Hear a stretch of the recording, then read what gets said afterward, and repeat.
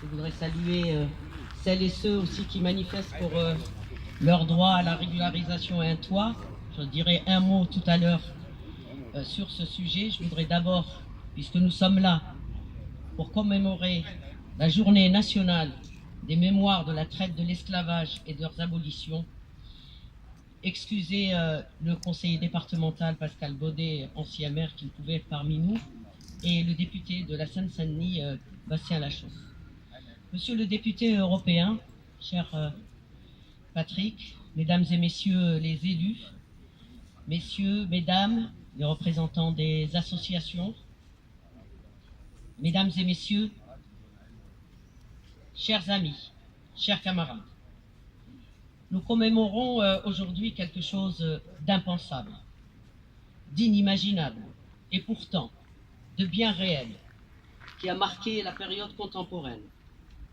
L'esclavage, cette machine impitoyable d'asservissement qui transforme des humains en objets, à l'état d'être inférieurs. L'esclavage qui a opéré pendant plusieurs siècles s'est fait au service d'une économie prédatrice qu'est le capitalisme. La traite transatlantique a concerné plus de 12 millions de personnes, dont 2 millions sont mortes durant les trajets. Cette histoire reste à écrire, car beaucoup de temps a été perdu pour reconnaître ce crime contre l'humanité. Les traces restent nombreuses et c'est la mémoire vivante, transmise aux descendantes et aux descendants, qui reste la plus précieuse. Je veux rappeler que tout comme la bataille de l'abolition, celle de la reconnaissance comme crime contre l'humanité a été semée d'embûches. Il aura fallu des décennies de combats pour arriver à cette reconnaissance qui n'est pas un cadeau. Cette journée doit être l'occasion de remercier ces milliers de femmes et d'hommes, car cette journée n'existerait pas sans elles et sans eux. Je veux dire ici ma fierté, car ce sont les forces progressistes, ultramarines, les associations mémorielles qui ont œuvré pour obtenir ces avancées. Nous l'avons fait ici en apposant cette plaque en 2017, une des rares plaques en France à reprendre les différentes dates d'abolition de l'esclavage selon les îles et selon les territoires, et qui rappelle donc à chaque fois les territoires d'outre-mer, les Antilles, mais aussi dans l'océan Indien. Les blocages furent nombreux et le sont encore, car certaines et certains ne veulent pas regarder l'histoire en face. Celles et ceux qui nous accusent de vouloir faire de la repentance, de négliger les aspects positifs de la colonisation, oublient que la prospérité de l'Europe et de la France s'est faite sur la domination et l'asservissement. En réalité, ils veulent surtout ne pas voir les séquelles actuelles laissées par l'esclavage, les inégalités, les discriminations, le racisme latent à l'égard des territoires d'outre-mer. Les nombreuses manifestations sociales et politiques depuis plusieurs années dans ces territoires montrent à quel point l'égalité reste une bataille à mener et à conquérir. Honorer la mémoire des victimes de l'esclavage, de leurs descendantes et de leurs descendants, c'est aussi rappeler que cette atrocité reste d'une actualité terriblement brûlante. On recense plus de 30 millions de personnes dans le monde sous le joug d'une forme d'esclavage, que les personnes soient enfants, qu'ils soient soldats, domestiques, entre les mains d'une secte ou d'un groupe armé. Les images qui nous viennent de Libye, à 3 heures d'avion d'ici, nous montrant des ventes aux esclaves, doit éveiller en nous un sentiment de révolte. Nous devrons continuer à nous indigner tous les jours de voir ces images-là. En laissant la guerre et la violence régir les rapports humains, c'est le pire qui en ressort. Nos gouvernants emportent une grande responsabilité en ayant attaqué la Libye il y a 8 ans et en fermant les routes légales de migration pour jeter ces damnés et ces sans-droits des temps modernes aux mains de mafias peu scrupuleuses.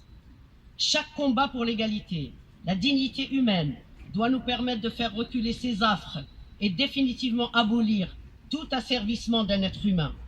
Pour reprendre les mots d'Aimé Césaire, dont le parc où nous sommes porte le nom, à l'occasion du débat sur la commémoration de l'abolition de l'esclavage en 1982 à l'Assemblée nationale, je le cite, « Cette commémoration permettra à tous de se rappeler que le combat, le séculaire combat pour la liberté, l'égalité et la fraternité n'est jamais entièrement gagné et que c'est tous les jours qu'il vaut la peine d'être livré. » Avant de laisser la place à Jude, je veux bien que Jude me rejoigne ici.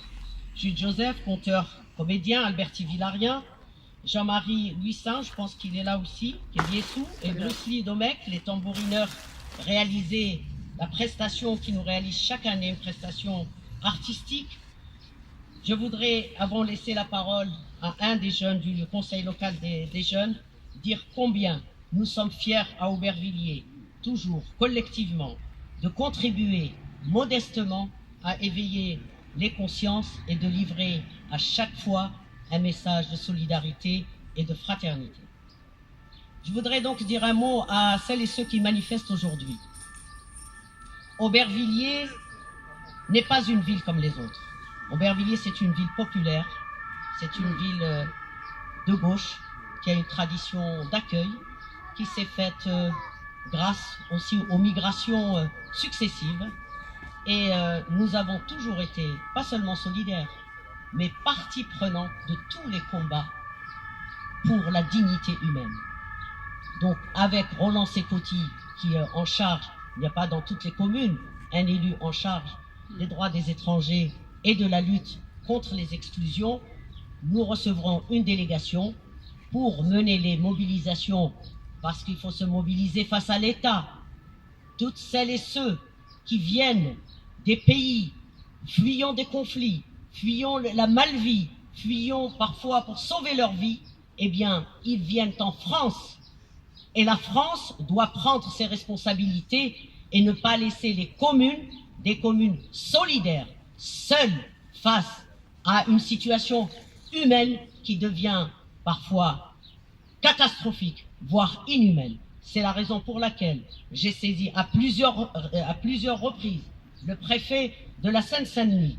Avec Roland, nous avons saisi de nouveau le préfet de la Seine-Saint-Denis, notamment pour la mise à l'abri et des solutions qui puissent être trouvées pour accueillir celles et ceux qui vivent dans des conditions précaires, dans les squats, que ce soit Claude Bernard, que ce soit rue de Valmy, les anciens de Schaeffer, que ce soit d'autres squats petits ou moyens dans notre ville, comme en Seine-Saint-Denis, département populaire qui s'est fait du fait de l'immigration et qui en est fier.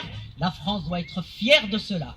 Eh bien, nous avons pris aussi une autre initiative avec plusieurs maires, 13 maires de France, dont la maire de Paris, le maire de Saint-Denis, mais aussi le maire de Bordeaux, le maire de Strasbourg, le maire de Grande-Sainte, la maire de Nantes. 13 maires, nous avons saisi le Premier ministre et le ministre du Logement pour leur dire ce qui se passe en France est inacceptable de la part de la 5e ou 6e puissance mondiale. Elle doit prendre ses responsabilités pour que ces femmes et ces hommes soient mis à l'abri et qu'on étudie les situations humaines de leurs papiers, etc. Donc, vous pouvez compter sur nous.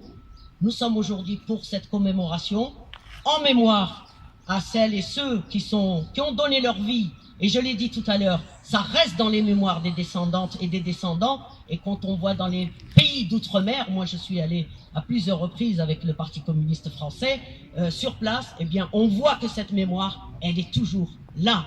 Cette douleur, elle est toujours là, de se sentir moins considéré, moins respecté que les autres êtres humains. Eh bien, je voudrais que cette cérémonie leur soit consacrée, dédiée, et que nous retrouvons tous ici, comme un collectif d'êtres humains, de femmes et d'hommes, épris de dignité et de respect pour l'autre. Voilà, je vous remercie.